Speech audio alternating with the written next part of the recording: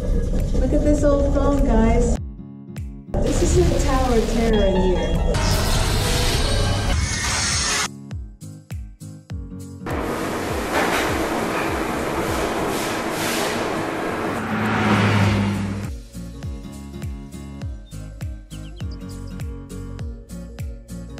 Bryant Park is a beloved year-round New York City destination known as Manhattan's Town Square.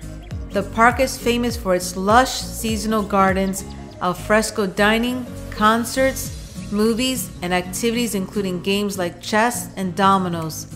Bryant Park is visited by more than 6 million people each year, located next to New York City Public Library, surrounded by iconic skyscrapers. Some of the best food trucks we found along 46th Street north of Bryant Park. You have to try Moshi's Falafel, it is delicious. These guys are really good too. We had the chicken served over a pile of turmeric yellow rice with iceberg lettuce and tomatoes, topped off with this mysterious sweet and sour tangy white sauce. I highly recommend this place. This is the best food This is the best food in New York City. Tamjid halal food. Yes, it's very good. Where are you located? Okay, 46 and 6. In front of the 1166 building. So you need to come here. In front of the 1166. Here. So they're better than halal guys. Let's head over to Chelsea Market and take a walk on the High Line.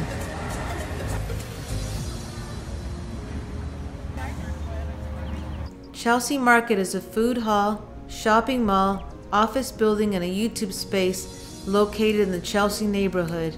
It was built in the former Nabisco factory where the Oreo cookie was invented and produced.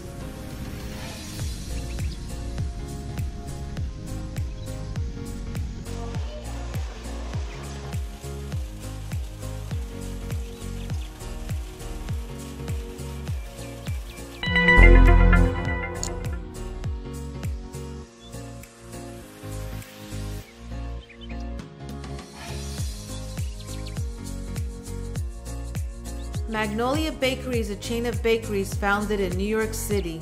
The first location opened in 1996 at 401 Bleecker Street. This location had the scene in an episode of Sex and the City.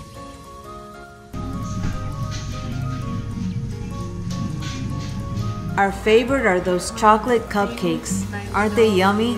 Bakery, Sex and the City.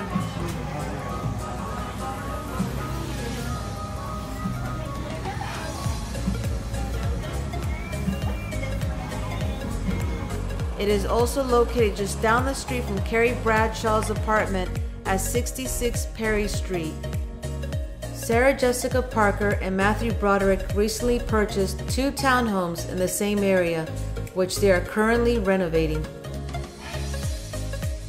Little Italy is a neighborhood in Lower Manhattan, once known for its large population of Italian Americans.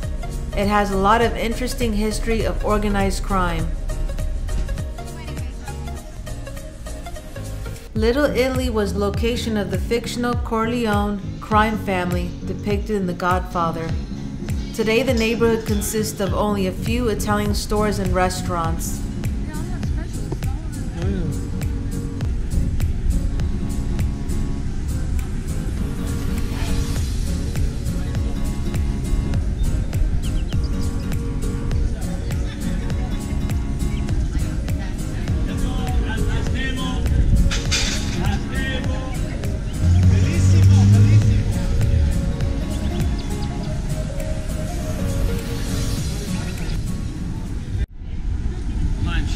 Free wine and sangria. Make my menu in Italian. $14 homemade pastas, chicken parmesan, lasagna, spaghetti meatball, eggplants, fried calamari. Outside table available or air conditioning. What's your pleasure? A la carte? The Monte Ravioli Company makes the best homemade, fresh and dried pasta. We had their pasta here at several Little Italy restaurants and brought some home. Ferrara Bakery and Cafe was established in 1892 by Antonio Ferrara and claims to be America's first espresso bar. It is located in the heart of Little Italy and offers a variety of Italian delicacies that include cakes, cookies, pastries, desserts, and gourmet specialty items. Many restaurants in Little Italy offer great lunch specials. We tried 2 restaurants. Tony, dogs don't talk. Bread with balsamic and olive oil, followed by a nice fennel gorgonzola salad, The best spaghetti in a town. and the best chicken parmesan.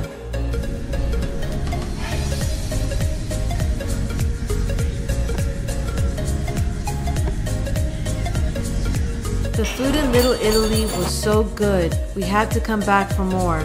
This time we ate at Amici too. We had bread with garlic and olive oil, a delicious salad.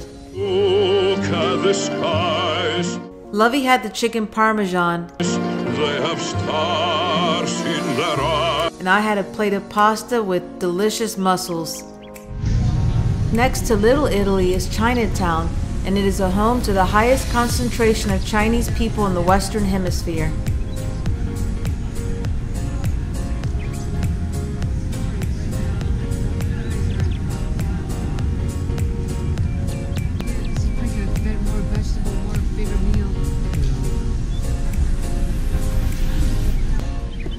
Chinatown Ice Cream Factory has been creating delicious ice cream for almost 4 decades and is often referred to as an unofficial New York City landmark. They have exotic flavors that you can't find anywhere else. Some exotic flavors include black sesame, durian, green tea, lychee, pandan, and red bean. My favorite was lychee. I love the lychee pieces in my ice cream. Doyer Street is in the heart of Chinatown. It is 1 block in length and has a sharp bend in the middle. The Nam Wall Tea Parlor opened at 13 Doyer Street in 1927 and is still in operation. 2,000 years later. On our way to Intrepid Museum, we found this vegan-friendly health food eatery.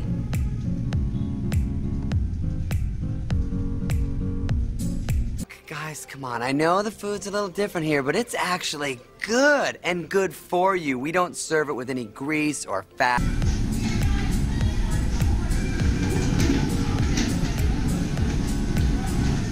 Lovey had the Mediterranean falafel bowl, and I had the Mexican bowl. I definitely recommend Pure Kitchen. 1 hour later. The Intrepid Sea Air and Space Museum is located at Pier 86 at 46th Street in the Hell's Kitchen neighborhood on the west side of Manhattan. The museum showcases the aircraft carrier USS Intrepid, a submarine, a Concorde SST, a Lockheed A-12 supersonic airplane, and the Space Shuttle Enterprise. The museum opened in 1982 after Zachary Fisher, Larry Fisher, and Michael Stern saved the Intrepid from scrapping in 1978. Intrepid became a National Historical Landmark in 1986.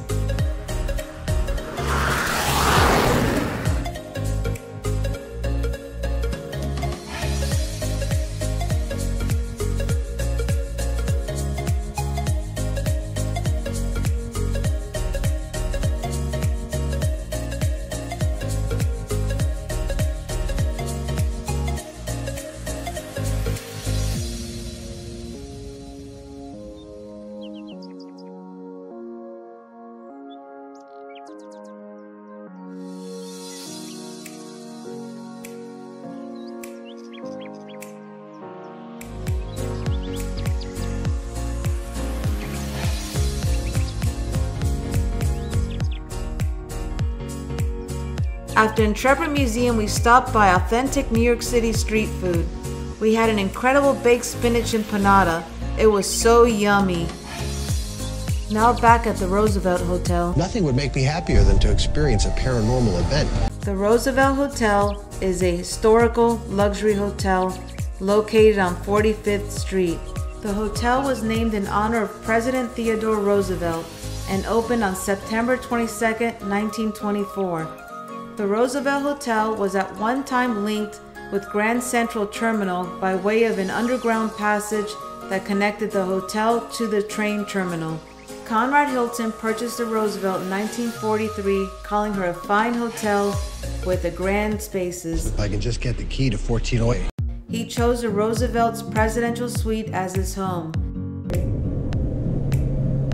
Scary, this hotel. That is the second flight moving. Look at this old phone, guys. This is a Tower of Terror. This phone is from the 1920s. It's been here for a long time.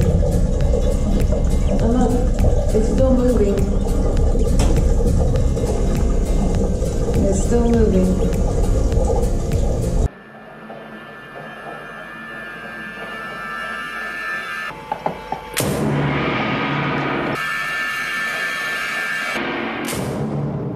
You unlock this door with the key of imagination.